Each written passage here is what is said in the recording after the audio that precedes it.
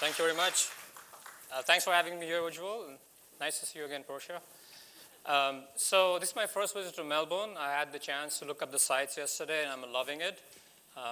Looking forward to carrying on sightseeing there tomorrow. So I'm here to talk about three things, really. AI, blockchain, and mobile.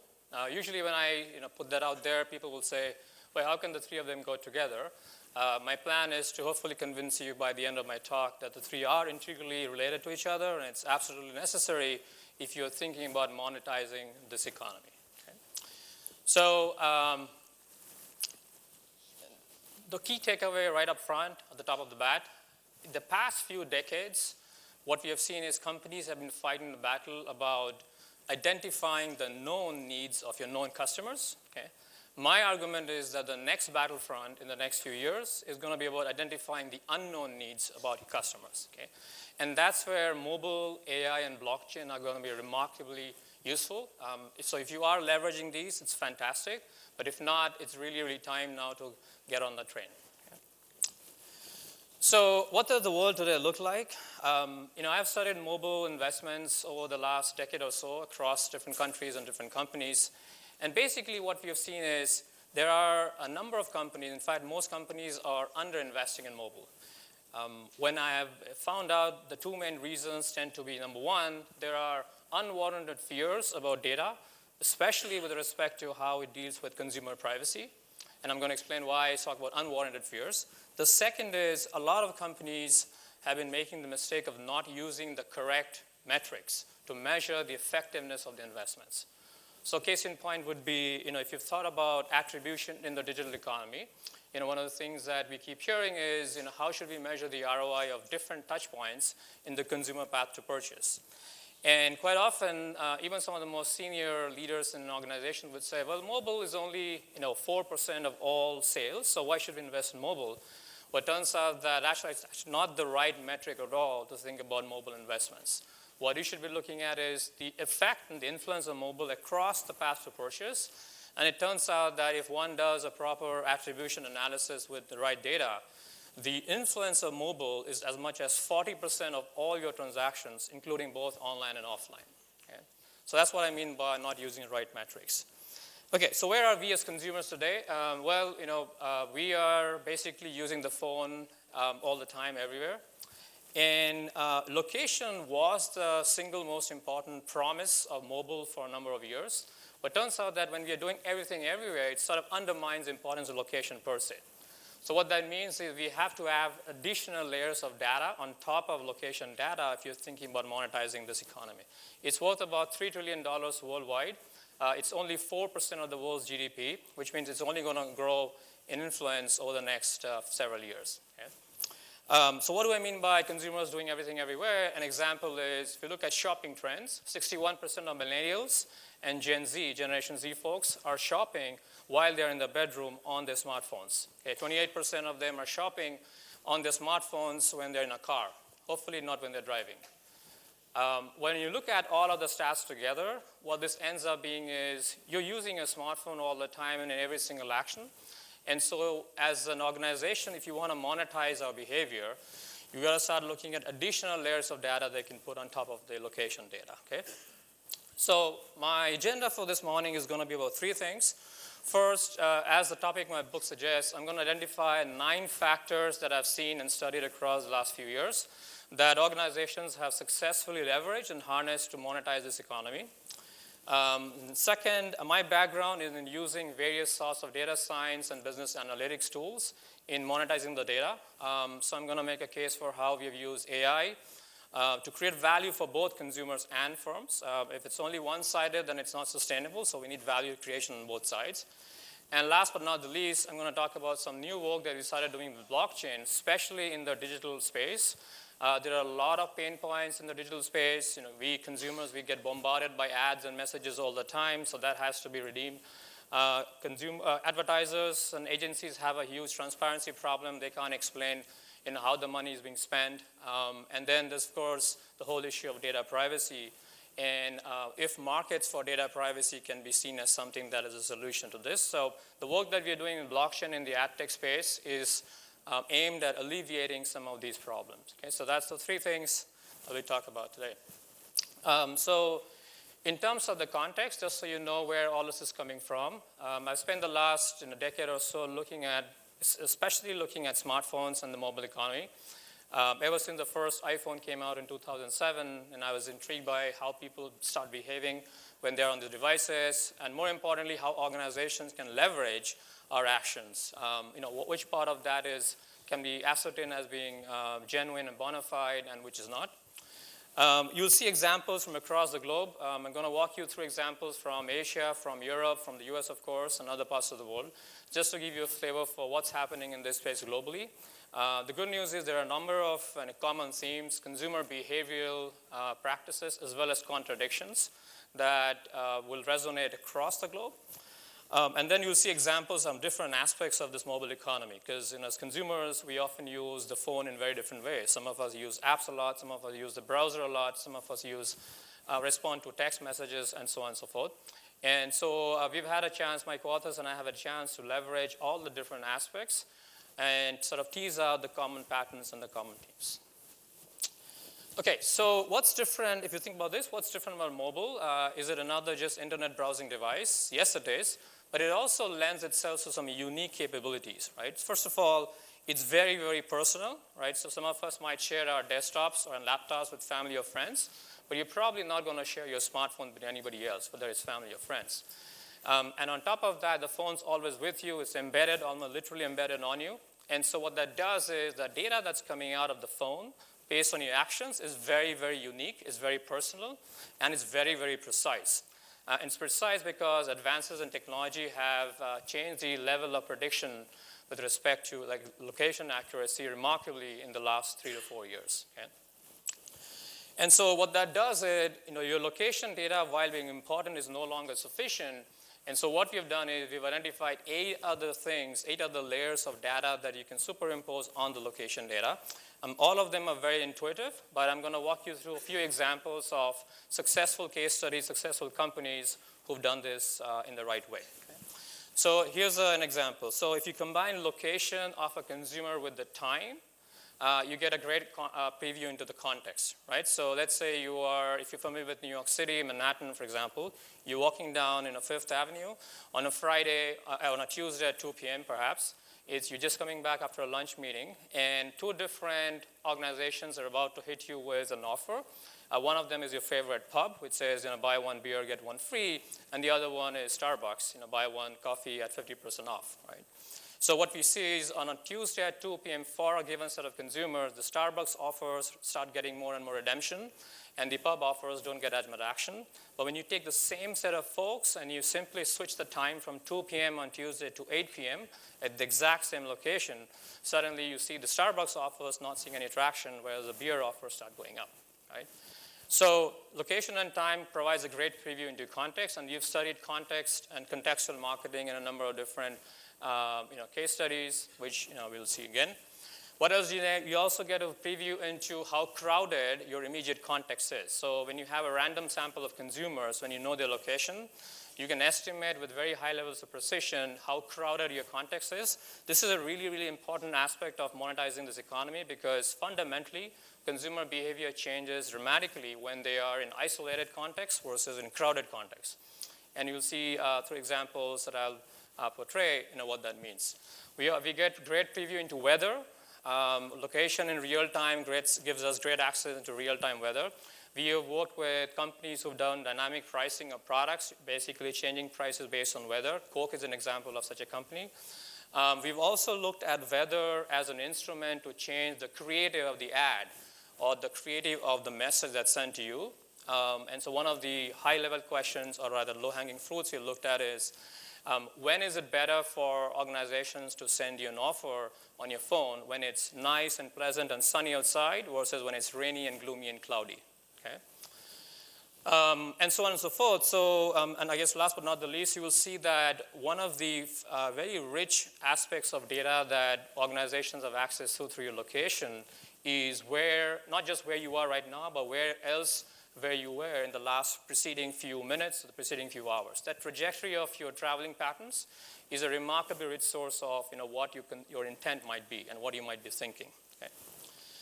Okay, so along the way, as I studied data, it was obviously important for us to look at consumer behavior. None of this would actually make sense or would be useful if we don't fundamentally understand what consumers are like. And so the last decade or so, and I talk a lot about this in my book, we've sort of uncovered or unearthed 4 behavioral contradictions, this myth versus reality. So I'll give you a little bit of a preview into some of these. First, most consumers who we have studied over the last decade across different countries and continents have said, we are very, very spontaneous, very, very impulsive. It turns out that we tend to be a lot more predictable, okay? And our data reveals how predictable we are. Number 2, most consumers will complain about ads and offers, and to some extent, rightfully so. We get too many ads and too many offers, and if you ask them that, would you rather live in a world without ads, a lot of them will raise their hands and say yes. But a big fraction of the same consumers who are unhappy about advertising also have a fear of missing out. So while explicitly they're unhappy or disgruntled with ads, implicitly what we've realized and we've found is they actually do value offers and ads. Okay, so that's another contradiction we looked at. Number 3, we looked at consumers and their preference for choices. All else equal, people will say, yes, we love choices, give us more choices. But there's also a big choice paradox problem, which is when you give them choices, they tend to be overwhelmed, which is what has led to the advent of recommender systems in this space. And last but not the least, and increasing perhaps the most important of these 4, is that we claim to care a lot about the privacy of our data, but time and again, country after country, company after company, I've seen the exact opposite, that we are increasingly willing to give up our data for various sorts of benefits. Okay? So hot of the press from data from Mary Meeker's Internet 2018 presentation, what fraction of consumers around the world are willing to exchange their data for getting some personal benefits, whether it's a coupon or an ad or an offer. And perhaps not surprisingly, China is number 1 at 38%, but look at where we in the US are. We are right up there at number 7 with 25%. This is across demographics, saying that 25% of US consumers would happily give up the financial data, driving data, healthcare data, and perhaps even more innocuous sounding data for benefits. But when we cut across demographics, when you look at the millennials and the Gen Zs and the Gen Ys, the folks with $3 trillion in buying power in the US alone, that number catapults from 25% to 67%. That's 2 in 3 people basically contradicting what they claim publicly. They publicly will say, we're very, very concerned about all that's going on around us with privacy. But the same 67% of these millennials and the Gen Zs will say, we'll actually give up their information because increasingly they're seeing their data as an asset. Okay? And this fundamental shift in consumer behavior is remarkable because now it's something that we can observe. We don't just hypothesize or speculate, we can observe this. And so it's a great opportunity for brands to become your butler and concierges and not a stalker. Right? There's a very thin line dividing an organization that is obviously very, very creepy and abusing your data and becoming a stalker. But the folks that you'll see hear about from me in the next few minutes are the ones who actually tend to be on the right side of that thin line and are acting as your concierges and your butlers in helping figure things out for you. Okay. All right, so let's start with an example from not too far away from here in Australia. So this is the city of Seoul in South Korea. So here's an example of data that telecom providers around the world have access to and are heavily monetizing that, right? So if anybody here is from Telstra, you probably know this already, that there's not a whole lot of money that telecom providers make these days from the regular products and services they used to sell to us, like voice minutes or text messages or internet browsing. There's almost zero profit to be made from there. So where are all the big bucks coming from telecom providers? It's all coming from their ability and their intent to monetize our data. And it all starts with your location data, of course. Whether it's Verizon and AT&T or Telefonica, China Mobile, the South Korea Telecom, and I've worked with all of these guys, that's the future. Right? So that's the battleground that telecom providers are now entering and providing a very credible threat to the likes of Facebook and Google. Okay? So here's an example of the data that they all are trying to monetize. Okay? So here's some John Doe. We don't care who John Doe is. It doesn't matter. All that matters is there's some unique identifier by John Doe. So on Monday, from Monday to Thursdays of the week, John Doe goes from home to office, and he comes back home, right? So very, very common pattern amongst many of us who are working that on certain days of the week, we are commuting back from home to office. But then there are certain days of the week, maybe on a Friday or a Saturday, where the same John Doe or the same Jane Doe will leave home, go to the workplace for a quick meeting or so, and then make additional pit stops. Okay? So maybe this person makes 3 additional pit stops, right? So this is the kind of data, this is called, sort of trajectory data of consumers. This kind of data exists with every single telecom provider in the world. And every single telecom provider who knows where the next battlefront is monetizing this. Okay? It comes in various shapes and forms. Some of that comes through offers on your mobile app. Some of them will come through offers on your mobile text. But it's all going to be monetized and commercialized. So the low-hanging fruit here that we helped the South Koreans with was they basically wanted to examine which is the better set of days for marketers to reach out to consumers. On the days that you're commuting from home to office, or the days where you're actually deviating and making additional pit stops, right? So each one of us may have these 2 split personalities, right? You're commuting on certain days, and a couple of other days of the week, we are digressing and making additional pit stops, right? So the low-hanging fruit was, should we send you an offer between Monday and Thursday when you commute versus on a weekend or on a Friday, okay? And from Asia to Europe to US, we see one consistent answer that marketers are better off sending offers on the days we are actually commuting as opposed to the days we are deviating from our standard commuting patterns. So a lot of that has to do with the company's or the brand's ability to understand the context and understand who we are. Right? So, when you walk into your favorite cafe store and your barista pumps out your favorite drink without asking you what it is, it kind of gives us a nice feeling that this barista knows who you are, gives a pleasant surprise. So it's a bit like knowing your usuals, right? So when marketers know your usuals, they're able to get a remarkable level of adoption and embracement for you. So this is what we see that, when you know your customers, you can examine the why, the what, and the how. Why is my customer here? What is he thinking? And how might I actually engage him? Okay?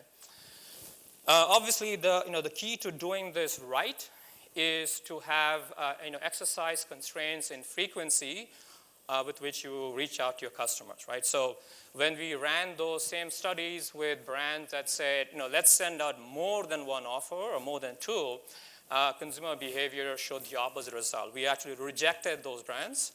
Whereas those brands that exercise frequency caps and say, we'll only send you 1, the most relevant offer on the days that you're commuting. It could be something as fairly common as you walk into your office at 9 every morning, and just before that, 8:55, you pick up your favorite drink or smoothie from Starbucks. Well, what if Starbucks sends you an offer at 8:55 for exactly what you normally pick up? That's an example of where we see massive adoption of all these things. So now we go from South Korea to Japan. If you've been to Tokyo, you might recognize the Shibuya crossing, just like Manhattan, very, very busy part of Tokyo. Hundreds of thousands of people cross it every day. The Shibuya crossing, like Times Square in Manhattan, is also very prime real estate spot for outdoor billboards, right? If you've been to London recently, you've also probably seen this, that billboards these days are very, very intelligent because they have a bunch of IoT sensors and beacons and video cameras installed. So not only do the ads can change in real time, but also the messaging of the ads and who the billboards are communicating with can also change. So the future that we'll get to see in the next few years, being a lot more ubiquitous, is billboards talking to each one of us individually. At the beginning, this might seem obviously like shock and awe, but as we have seen in some parts of the world, the consumer behavior changes from being shocked and being completely creeped out to actually being very, very normal about this and eventually demanding that this happens. Okay? So here's what we're looking at. Here's an Apple store at Shibuya Crossing right here at the bottom, and this is a huge billboard ad spot that Apple has brought out. And what we're looking at is a scenario where as you walk through a certain part of Shibuya, you get exposed to a big 3-minute iPhone X ad. Around the same time, NTT Docomo, the telecom provider, in collaboration with Apple, sends you an offer that seems almost impossible to refuse, saying that 25% discount on any Apple product for you, Mr. Nakamoto, today, that's valid for the next 20 minutes. Okay? We saw massive increases in such redemptions when we were able to synergize the effectiveness of billboard ads with very targeted mobile ads, okay? About a 400% increase. Now let's go to Europe. Western Europe, this was one of the largest projects of its kind in collaboration with Telefonica, American Express, and several other brands. In fact, we work with something like 3,500 different brands to conduct these set of projects, experiments. These are all randomized field experiments conducted over 374 cities and towns in Western Europe. Here's an example from Germany, and the question was really simple. The question is, as opposed to the current world where most of us live in, which is that the same store, so let's say I'm a store, let's say I'm an apparel store, and I have a range of customers to communicate with right now. The most common practice in most parts of the world is the store sends out the exact same offer at a given point in time to all the customers, right? But what if we make a small tweak to that and said, I have a bunch of customers, my friend Wijwil and Mark, Porsche are right about 10 feet away from me, and some of my friends are about 100 meters away from where we are.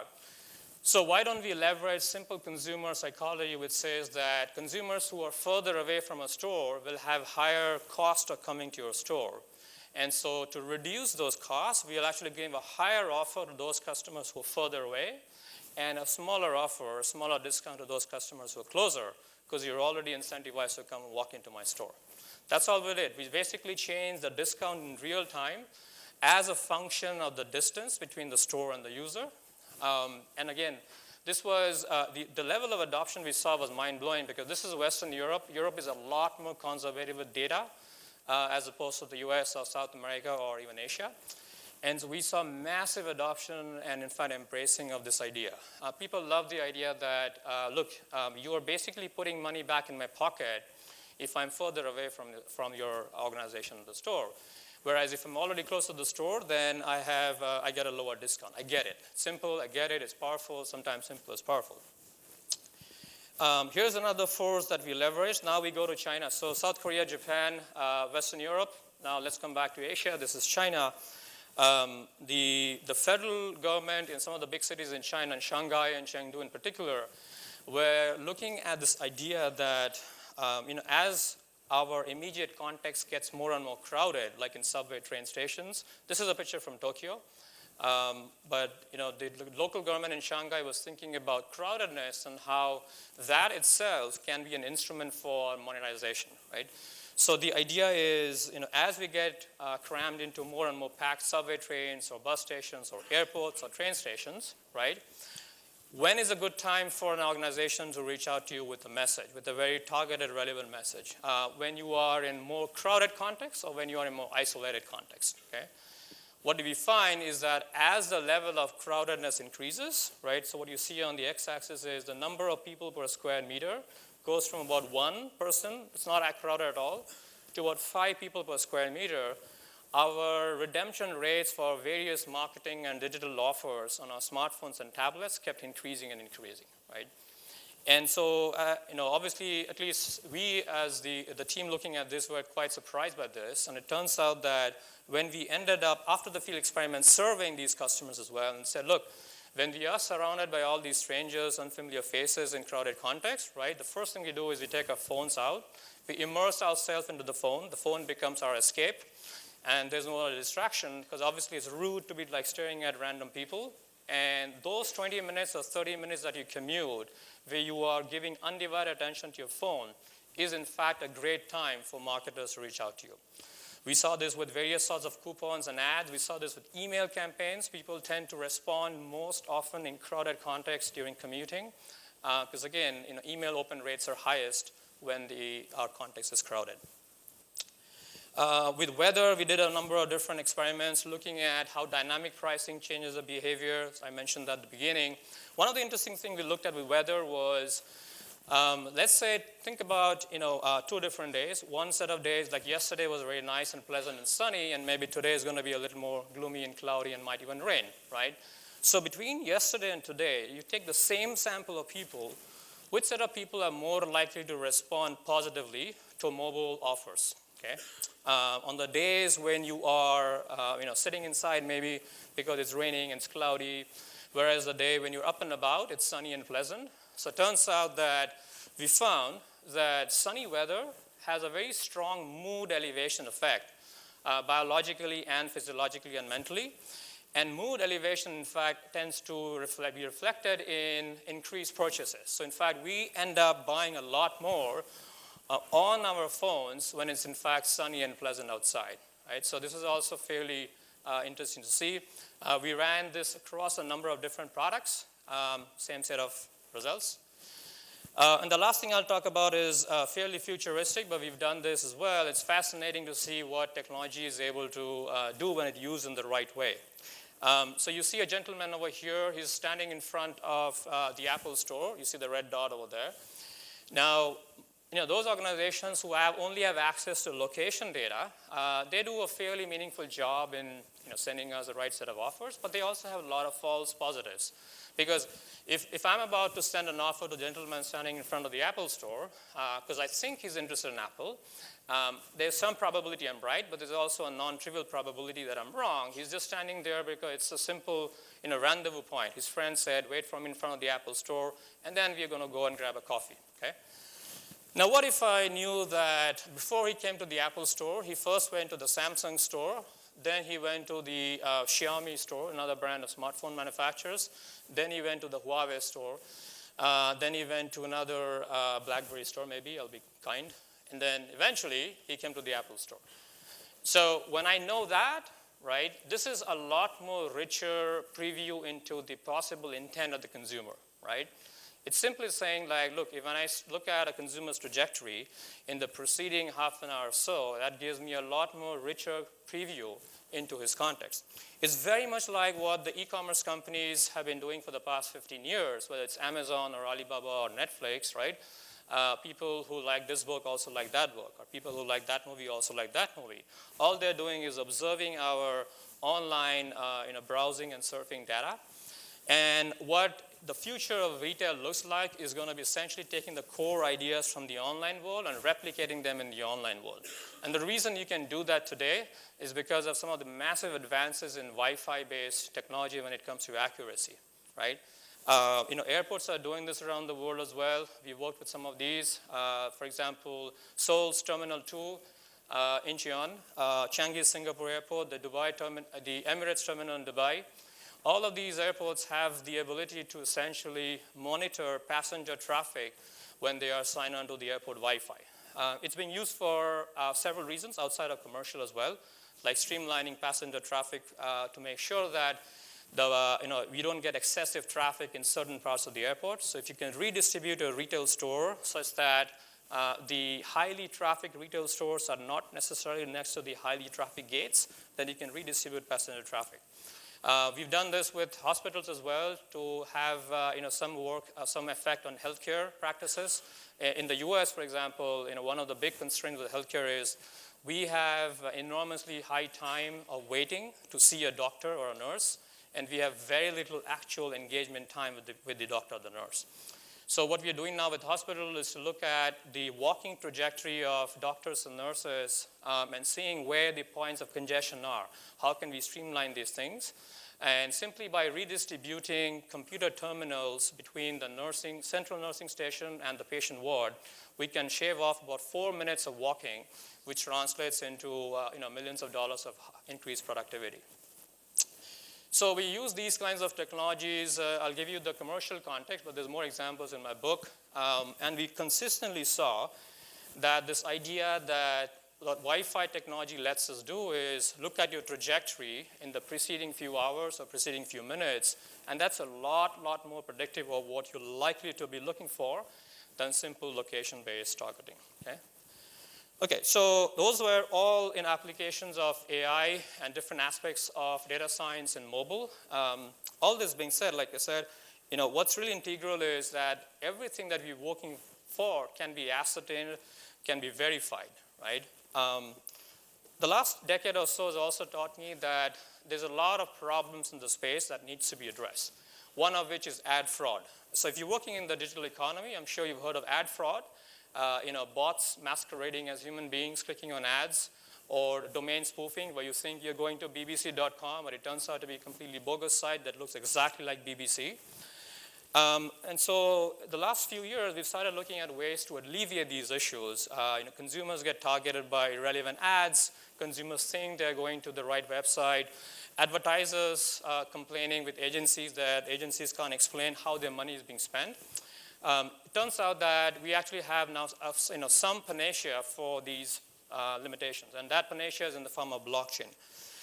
So I've started working with companies in the space that use blockchain specifically to look at the veracity of advertising and the veracity of the data that's coming up. Okay? So just to give you some context, these numbers are from the US. It's a big industry. At least 20%, this is an underestimate, at least 20% of ad money being spent today in the digital sector is wasted. It's wasted because either it's fraud, ad fraud, or it's just irrelevant. Okay? The other problem with advertising today is if you look at the ecosystem of how programmatic advertising works, which is this idea that instead of human beings human beings negotiating the price and sale of one ad, it's actually algorithms that are driving the price and sale of ads. Sitting between the advertiser and the publisher are multiple other entities like DSPs and SSPs. And one of the biggest problems today in the ad tech ecosystem is that there are major data reconciliation problems between the different entities, and there are also major billing reconciliation. As soon as you have a data problem, you have a billing problem. Why does P&G cut off $140 million of advertising money from the agencies? Because they say, well, the agencies can't explain to us how the money is being spent. Okay? And a big reason is because actually the agencies themselves don't know. And this is a serious issue. Okay? When a brand is spending $100 in ad buying, the actual value of the ads it's getting is probably close to $40, sometimes even less. Because there's a number of different entities sitting between the two players absorbing commissions. And this would have been fine if this was done in a very transparent way. It turns out that in most cases, it's actually not.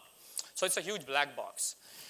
So the work that we are now doing is looking at how blockchain, especially the Ethereum kind of technology in blockchain, can address these issues. We are seeing some great results with alleviating ad fraud. We are seeing some great results with reducing the frequency with which ads are being bombarded at consumers. Right? So instead of just advertisers constantly hitting us with ads, we are seeing the optimal frequency, somewhere between 4 and 6 exposures for a given consumer tends to be optimal. And we're also seeing our increased ability to actually reconcile the data so that those transparency problems are alleviated. Okay? So one caveat in all of this, as you mentioned, is while blockchain is very promising, obviously it's early days, so we can't be definitive, but it's very, very promising. The one caveat behind all of this is speed.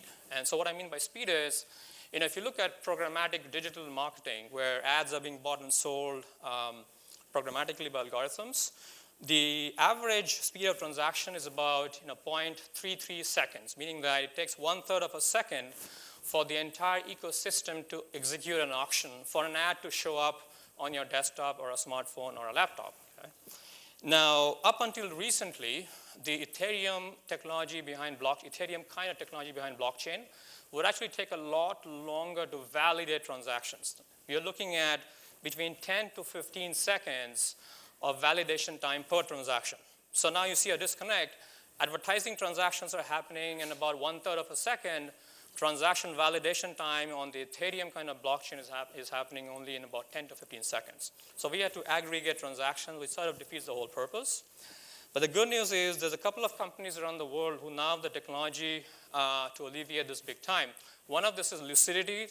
It's based in the US. They have come up with a new database partitioning technology called sharding, which is now reducing the transaction validation time from 15 seconds to less than 1/3 of a second.